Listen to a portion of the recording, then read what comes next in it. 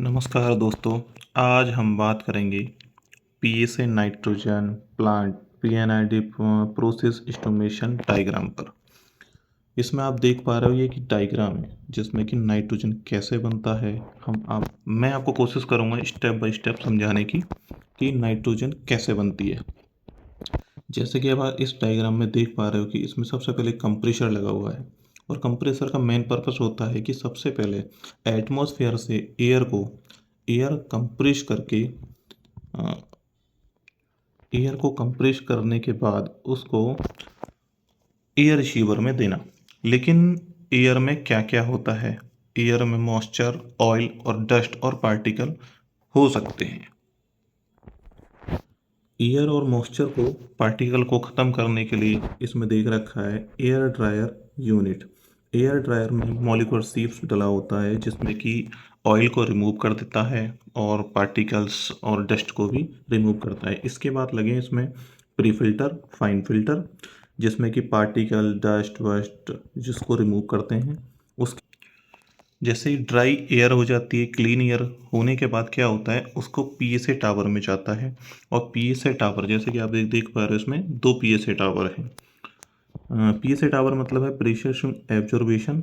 तो इसमें क्या होता है कि दो टावर हैं। इनमें टावर में सीएमएस फिल होता है। सीएमएस मतलब कि कार्बन मॉलिक्यूलर सीप्स। कार्बन मॉलिक्यूलर सीप्स का काम होता है कि नाइट्रोजन को ऑक्सीजन को अपने में एब्जॉर्ब करना और नाइट्रोजन को आउटलेट में भेज देना। जैसे कि आप देख पा रहे हो इसमें कि दो पीएसए टावर हैं। अब इसमें क्या होता है कि जैसे कि अब दोनों टावर के अंदर कार्बन मॉलिक्यूलर सिप भरा होता है।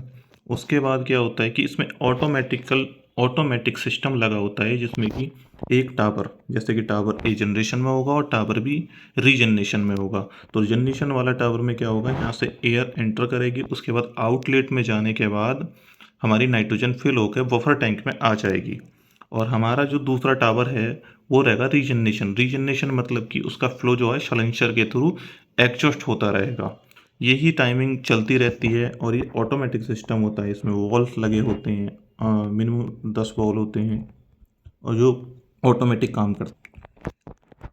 नाइट्रोजन प्रोड्यूस होने के बाद में बफर टैंक में जाती है और बफर टैंक के बाद में एक माइक्रो फिल्टर लगा होता है जिसमें कि माइक्रोन जैसे कि डस्ट वस्ट जो भी माइक्रोन होते हैं माइक्रोन फिल्टर में एग्जॉस्ट हो जाते हैं। लेकिन अब हमें चेक करने के लिए क्या होता है, आगे लाइन में एक ऑक्सीजन एनालाइजर लगाया जाता है जिससे कि हम प्योरिटी चेक करते हैं।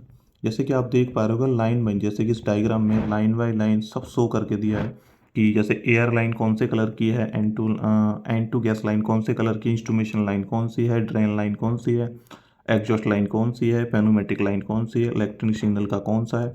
आप इसको ध्यान से देखोगे तो सब आपको यहाँ पे पेन आईडी के सिंबल भी मिल जाएंगे। और ये देखोगे